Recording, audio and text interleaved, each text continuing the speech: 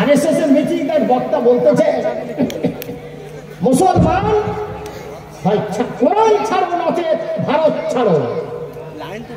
মুসলমান তোমার জন্য আছে গোরস্তান নচেত আছে পাকিস্তান। আল্লামাহুল বায়ান। আফসোস, শত আফসোস এই জাতির কাছে। ইসলাম ভিন জাতি দিয়ে যত ক্ষতি হয়েছে তার থেকে নিজ জাতি দিয়ে বেশি ক্ষতি হয়েছে। আমি একটা জ্ঞানী মানুষের কথা বলছি আপনাদের কাছে। একটা বিজেপির মিটিং হচ্ছে, আরএসএস এর মিটিং হচ্ছে।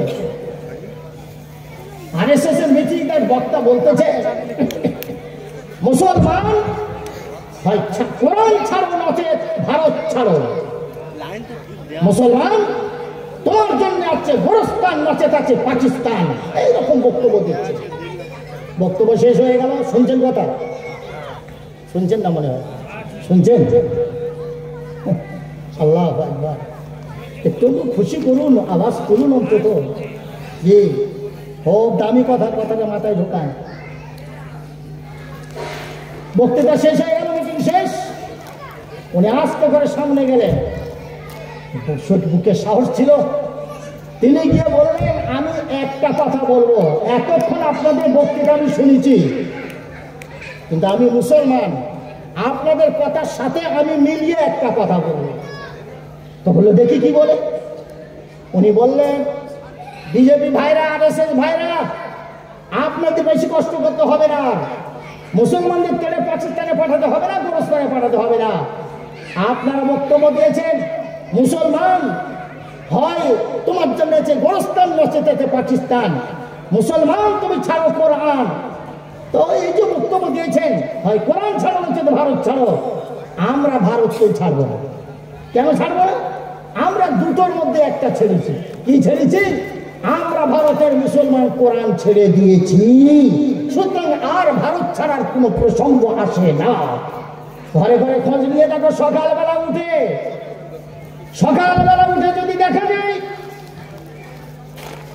গ্রামের রাস্তায় অলি গলিতে যদি চিরুনি তল্লাশি করে দেখা যায়, ঘরের ভিতরে থেকে মোবাইলের গান, টিভির আওয়াজ আসে, কিন্তু কোরআনের আওয়াজ পাওয়া যায় না।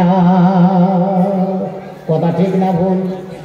মুসলমান কোরআন পড়ে বাপ মরে গেলে, কোরআন পড়ে শ্বশুর মরে গেলে, কোরআন পড়ে মা মরে গেলে, কোরআন পড়ে সবে বরাতে, কোরআন পড়ে রোজায়, সারা বছর কোরআনের তেলাওয়াত নাই।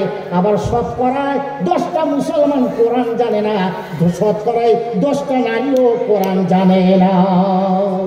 আমি এক জায়গায় গেলাম জলসা করতে। জলসা থেকে জলসায় গেছি দুপুরবেলা। খাওয়া দাওয়ার পরেতে দেখলাম প্রচুর কোরআন মসজিদের কোনায়।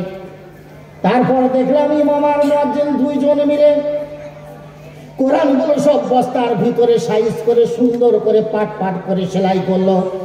তারপরে ইমামকে দিয়ে বুড়ো মুয়াজ্জিন, জওয়ান ইমাম, ইমামের মাথায় তুলে দিচ্ছে। ইমাম কোরআনগুলো নিয়ে দোতলার উপরে চলে যাচ্ছে। আমি আগ থেকে দেখে না বুঝতে পেরে জিজ্ঞাসা করলাম, ইমাম, মুয়াজ্জিন, কোরআন এত কোরআন কোথায় থেকে এলো? আর এত কোরআন মসজিদের উপরে কেন নিয়ে যাচ্ছ? ইমাম সাহেব বললেন, মাওলানা, যত পাড়ায় কোরআন ছিল কেউ পড়ে নাই। পাড়ার মেয়েরা বললো, হুজুর কোরআন তো পড়তে পারি নাই, কেন ঝামেলা করি ঘরে রেখে দিয়ে? আল্লাহর কোরআন আল্লাহর ঘরে তুলে দিলাম। আসুন টিফিন করুন, রুটি খান, পরাটা খান, গোশ খান, আর চা খেয়ে কোরআনটা নিয়ে যান। এমন করে ঘরে থেকে কোরআনগুলো সব মসজিদে দিয়ে দিয়েছে। আমরা দুজন ইমাম আর মুয়াজ্জিন চিন্তা করলাম, কোরআন যদি দেয় নিচে কেন থাকে? আল্লাহর কোরআন উপর থেকে এসেছে, কোরআনগুলো সব উপরে তুলে দাও। কথা বুঝতে পারলেন? অবস্থাটা কোন যে মেয়েরা ঘরে কোরআন দেখে না। আলমারিতে শোভা পাবে পাখি, বিড়াল, আলমারিতে কুকুর শোভা পাবে, কোরআন থাকার জায়গা পায় না। কোরআন থাকে আলমারির মাথায়, যেখানে ধুলো পড়বে, যেখানে ঝুল পড়বে, যেখানে কালি পড়বে, কোরআন সেইখানে রাখে। আলমারির ভিতরে কোরআন রাখার জায়গা নাই, ও শোভা পাবে না। ওখানে শোভা পাবে কুকুর, বিড়াল, শুয়োর, আরো কিছু। এই জাতি আবার বলে ভারত জয় করব, বিশ্ব জয় করব। এই জাতি আবার বলে শান্তি কবে পাবো মাওলানা? শান্তি? আমি একটা উদাহরণ দিই, খুব ভালো, জানি না আপনাদের মনে আছে কিনা কিংবা বলেছি কিনা। একটা ছেলে, হাওড়া জেলার ছেলে, বিয়ে হলো, কিংবা 24 পরগনার ছেলে, হাওড়া জেলার মেয়ের সাথে বিয়ে হলো। বিয়ের পরে বেশ কিছুদিন চলছে ভালো, শিক্ষিত ছেলে শিক্ষিত মেয়ে, খুব ভালো চলছে, খুব সুখে স্বচ্ছন্দে চলছে। ছেলেটা যখন হাওড়া জেলায় যায় শ্বশুর বাড়ি, খুব ভালো খাওয়া দেয়, মুরগি, খাসি, মাছ, মাংস, ইলিশ, আর কত জামাইকে তোয়াজ করছে। 3 থেকে 4 বছর হলো, দুইজনে বসে গরমের সময় ছাদে আনন্দ করতে করতে কি যেন একটা হলো, ছেলে ভেগে বললো তোকে তালাক, তোকে তালাক, তোকে তালাক। এখন তালাক বলে তো 3টে না হলে তো সুন্নত পালন হয়নি নাকি? জি হ্যাঁ, ওই জন্যই তো বিজেপি বললো, বিজেপি এখন মেরামত করে দিয়েছে। ওটা মূল সাহেবদের কাছে কাজ হয় না, ওদিকে যাবো না। মাওলানারা বলেছিল 3 তালাক একসাথে দেওয়া হারাম, কিন্তু তালাক দিলে তালাক হয়ে যাবে। তুমি 3 তালাক দিবে কেন বউকে? 1 তালাকে বাইন দে, 2 তালাকে বাইন দে, তারপর কিছু রাস্তা থাকুক, অন্তত চিন্তা ভাবনা করে পরে নিতে পারবি। কিন্তু এই গাঁজাখোর, এই তেসেরে, এই জাতি বলদ জাতি, এ ধরবে তো একেবারে কোথায় পৌঁছে দিয়েছে। শুধু ওই রকম না, এরকমও ফটো আমাদের কাছে এসেছে, হুজুর তালাক দিয়েছি বউকে। কি বলে তালাক দিয়েছিস বাদক? বললো এত রাগ ধরেছে তালাক দিয়েছি, তোকে তালাক, তোর মাকে তালাক, তোর 14 গোষ্ঠী তালাক, ওকেও তালাক দিয়েছ, মাকেও তালাক। এখন ইমাম সাহেবের কাছে যে যখন বলেছে, ইমাম সাহেব রেগে গেল, তুই তোর মা বউকে তালাক দিবি, তোর শাশুড়িকে তালাক দিয়েছিস কেন? তখন বলতে যে হুজুর রাগ এত ধরেছে, মনে হয় বউ আমার, বউয়ের মাও আমার, তাই একসাথে তালাক দিচ্ছে সব। জি, মহিষাদের কথা কেউ নেই, তালাক দিয়েছ, যত তালাক সব 3 তালাক, 9 তালাক, 100 তালাক।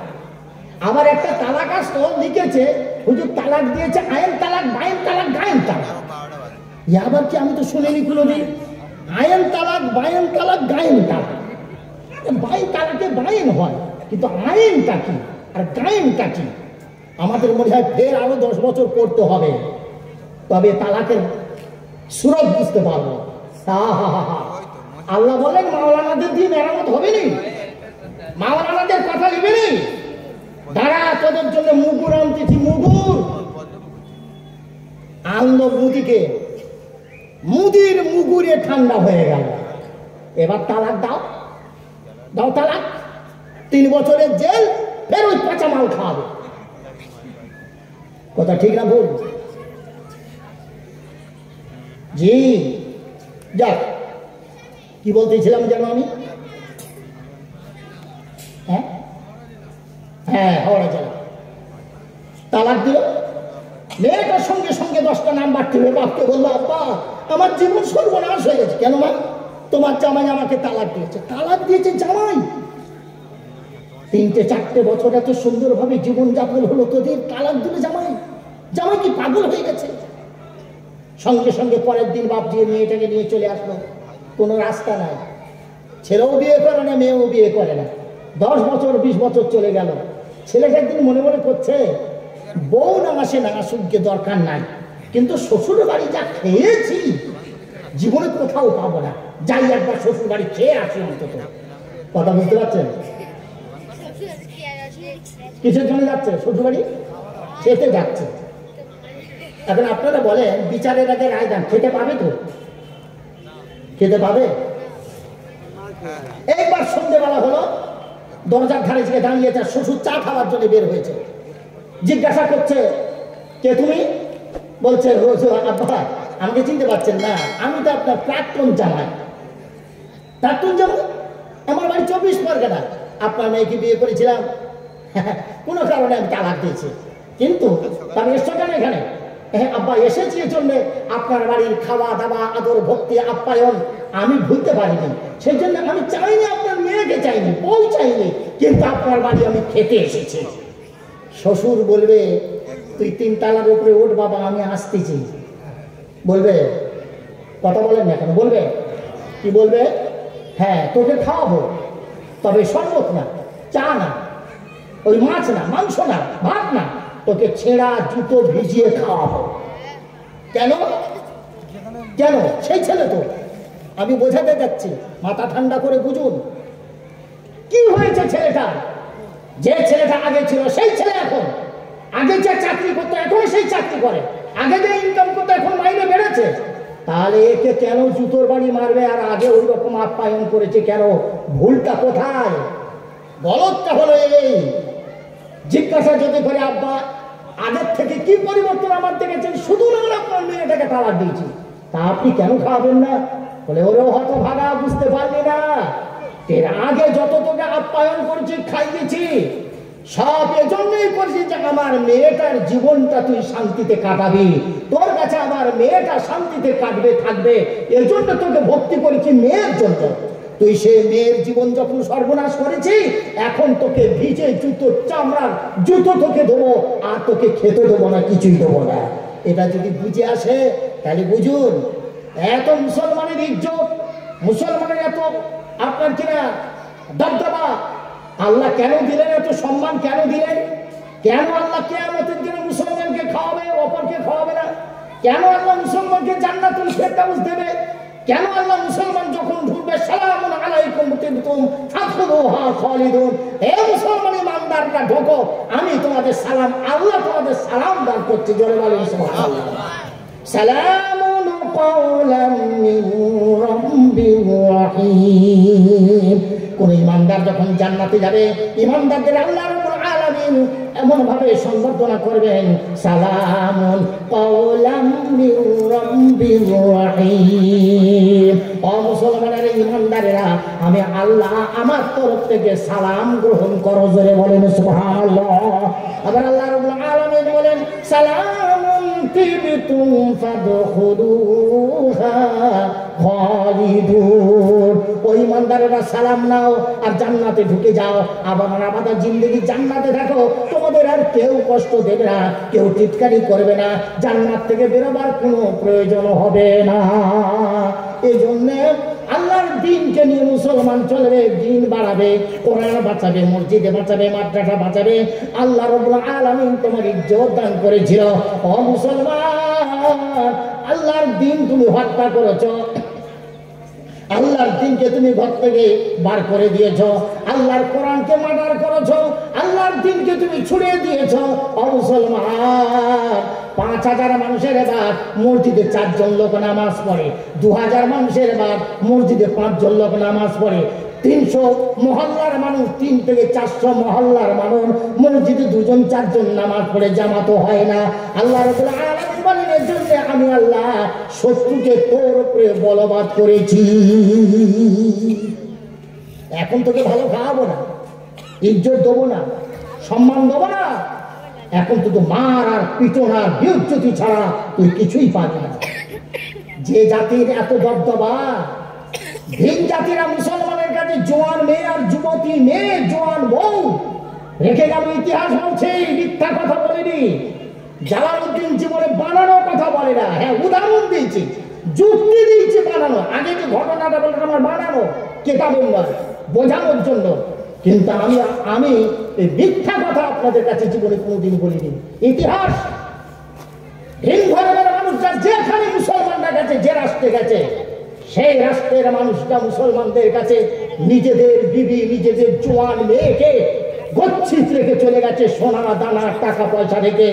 দেখুন, আপনারা হলেন পৃথিবীর এমন একটা জাত, আপনাদের গায়ে কলঙ্ক নাই, চাঁদের গায়ে কলঙ্ক আছে। মুসলমান ইমানদার, তোমাদের গায়ে কোনো কলঙ্ক নাই। ও কোরআনওয়ালারা, তোমাদের গায়ে কোনো কলঙ্ক নাই, চাঁদের গায়ে কলঙ্ক আছে, কিন্তু তোমাদের গায়ে কলঙ্ক নাই। আমাদের বিবি বাচ্চাগুলোকে তোমাদের কাছে রেখে, আমানত রেখে আমরা বিদেশে ব্যবসা করতে যাচ্ছি, আমরা আমরা উপায় করতে যাচ্ছি, আমাদের বিবি বাচ্চা তোমাদের কাছে রাখলাম। আমাদের বিশ্বাস, আমাদের বিবি, আমাদের মেয়ে, আমাদের টাকা পয়সা তোমাদের কাছে থাকলে একটু হরণ হবে না, এটা আমাদের বিশ্বাস। খোদার কসম, মুসলমানরা তাদের দিকে তাকায়নি, মাসের পর মাস ঘরে রেখেছে, খাইয়েছে, কিন্তু তাদের বিবিদের দিকে মুখটা তুলে কোনোদিন দেখে। কেন? তারা কোরআনের হক আদায় করেছে। কুল্লিল মুমিনিনা ইয়াগুদ্দু মিন আবসারিহিম ওয়া কুল্লিল মুমিনাতি ইয়াগুদ্দুনা মিন আবসারিহিম। আল্লাহ রাব্বুল আলামিন বলেন, ও রাসূল তুমি তোমার উম্মতকে বলে দাও, মুসলমান কোরআনওয়ালাদের বলে দাও, তারা যেন তাদের চোখ দুটো উঁচু করে কোনো বেগানা নারীর দিকে না দেখে। ও রাসূল আরো বলে দাও নারীদেরকে তারা যেন তাদের চোখ উঁচু করে কোনো বেগানা পুরুষের দিকে যেন না তাকায়। আমাদের জীবন স্বর্ণযুগের মুসলমানদের ইতিহাস, বানানো না, তৈরি করা নাই। আরবের মরুভূমির উপর দিয়ে একজন নারী যাচ্ছে উটের পিঠে, তার উটটা দুর্বল, আর একটা যুবক পিছনে উট হাঁকাতে হাঁকাতে যাচ্ছে। পুরুষের কণ্ঠ আওয়াজ বেশি, নারীটা সামনে শুনতে পেল পেছনে একটা উট আসতেছে। মনে হয় ওই যুবক এসে আমাকে ধরে ফেলে দেবে, আমার ইজ্জত সম্মান সব লুণ্ঠন করবে। আমি জানি মক্কা এবং আরবের কোন যুবক মরুভূমির উপরে কোন নারী পাবে চিবিয়ে চুষে খাবে না, এটা হতে পারে না। এখন বাঁচবো কি করে? কি করে বাঁচতে পারবে? যুবকেরা উঠ কাছাকাছি হয়ে গেল, বুঝতে পেরেছে এবারে আমার হামলা করবে। মেয়েটি যুবতীটা উটের পেটে উঠে দাঁড়ালো, দাঁড়িয়ে তখন বলছে, ওরে আল্লাহর ওরে লাত উজ্জার গোলাম। তখন সে মুসলমান নয়, বলতে ওরে লাত উজ্জার গোলাম, আমি লাত উজ্জার দেব দেবীর গোলাম, আমি তোমারে শপথ দিয়ে বলি, লাত উজ্জার শপথ দিয়ে বলি, আমি তোমার বোন কিংবা তোমার মা কিংবা তোমার মেয়ে মনে করো, খবরদার আমার উপরে হামলা করো না, আমার ইজ্জত হানি করো না, আমাকে আমার ঘরে আমার ইজ্জত নিয়ে ফিরে যেতে দাও। মেয়েটি বসে গেল, যুবক উঠে দাঁড়ালো উটের উপরে, দাঁড়িয়ে বলছেন, আল্লাহর বান্দী সর, তুমি আমাকে লাত উজ্জার দোহাই দিয়েছো, খোদার কসম আমি লাত উজ্জার গোলাম যদি হতাম, খোদার কসম এই মরুভূমির ফাঁকা জায়গায় তোমার মতন আরবের সুন্দরী যুবতী আমি কোনোদিন ছেড়ে দিতাম না। তুমি হলে লাত উজ্জার বান্দি আর আমি হলাম আল্লাহর বান্দা। আল্লাহ রাব্বুল আলামিন আমাকে বলেছেন, কুল্লিল মুমিনিনা ইয়াগুদ্দু মিন আবসারিহিম। ও আল্লাহর বান্দা মুমিন কোরআন বলেন, তুমি তোমার চক্ষুকে নিচু করো, বেগানা নারীর দিকে তাকাবে না। সুতরাং আমরা মুসলমান ধর্ষণ তো দূরের কথা, জেনা তো দূরের কথা, ব্যভিচার তো দূরের কথা, আমরা বেগানা নারীর দিকে মাথা তুলে চোখ তুলে তাকাই না। ওরে আল্লাহর বান্দে সব ভয় নাই, টেনশন নাই, আয় আয় তোর মুখটা আমার পিছনে দে, আমাকে সামনে যেতে দে। কারণ তুই যদি আমার সামনে থাকিস, বারবার তোর দিকে এদিক ওদিকে তাকাতে তাকাতে তুমি আমার সামনে আসবে, হতে পারে তোমার রূপ লাবণ্য দেখে আমি শয়তানি চক্রান্তে পড়ে যাব। তাই তুমি আমার সামনে থেকে না, তুমি পেছনে এসো আর আমি সামনে যাই। পিছন থেকে আমাকে ইশারা করো কোন পথে যাব। খোদার কসম, আমার আল্লাহর কসম, আমি তোমাকে তোমার আত্মীয় স্বজনের হাতে তুলে দেবো, আমার দিয়ে তোমার কোনো ক্ষতি হবে না।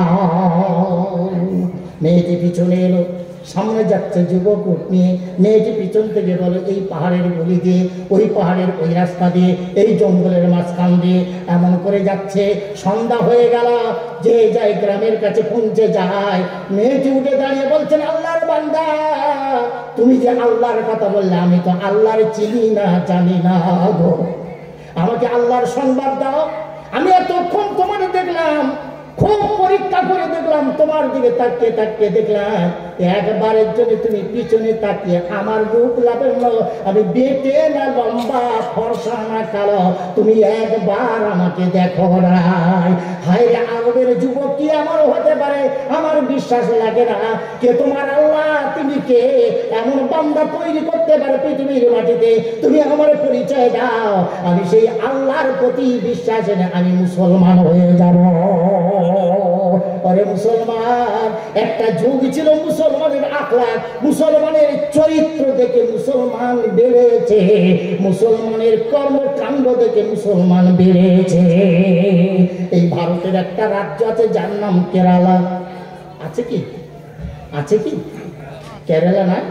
জি, ওই কেরালার একজন রাজা ছিল, তখন রাজতন্ত্র চলছে।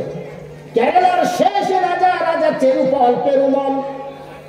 এই রাজা চেরুপাল বংশের রাজা পেরুমল মুসলমানদের সঙ্গে আলাপ হলো, সাহাবাদের সাথে আলাপ হলো। আরবের সাহাবারা আসলেন নদীপথে, কেরালায় ভারতে আসলেন। ভারতের যত মসজিদ, সর্বপ্রথম মসজিদ হলো কেরালার মাটিতে সাহাবাদের বানানো। মুসলমানরা মাথা নিচু করে হাঁটে, মাথায় পাগড়ি, মাথায় টুপি, লম্বা জামা, হাতে তসবিহ। তারা কাজে খেয়ানত করে না, কাজে কম করে না, ঝগড়া করে না, তর্ক করে না। তাদের ব্যবহার আলাদা। রাজা একদিন ডেকে বললেন, তোমরা কারা? বলে আমরা মুসলমান। বলে মুসলমান কি তা তো জানি না। খুব ভালো করে মুসলমান সম্পর্কে, ইসলাম সম্পর্কে বোঝানো হলো। রাজা চেরুপল পেরুমল বললেন, রাজার কেরালার মানুষদের ডেকে বললেন, ও কেরালাবাসী শোনো, বাপদাদার ধর্ম আর চাই না।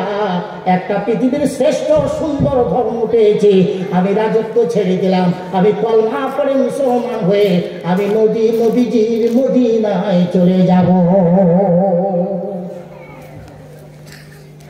কেরালার শেষ রাজা চেরুপল বংশের রাজা পেরুমল বংশের রাজা চেরুপল ইসলামের সন্ধান পাওয়ার পরে মুসলমানদের চরিত্র দেখে তারা কোথায় গেল? ইসলাম কবুল করে রাজত্ব ছেড়ে দিয়ে মদিনায় চলে গেলেন। মদিনায় তার কবর, জান্নাতুল বাকিতে তার কবর। জি, এই মুসলমানকে দেখে আজ আমাদের দেখে কি হচ্ছে না হচ্ছে আমরাই বুঝতে পারতেছি। সেজন্য ভাই বড় দুঃখের সাথে কথাগুলো বলছি, বড় অফসোসের সঙ্গে কথাগুলো বলছি।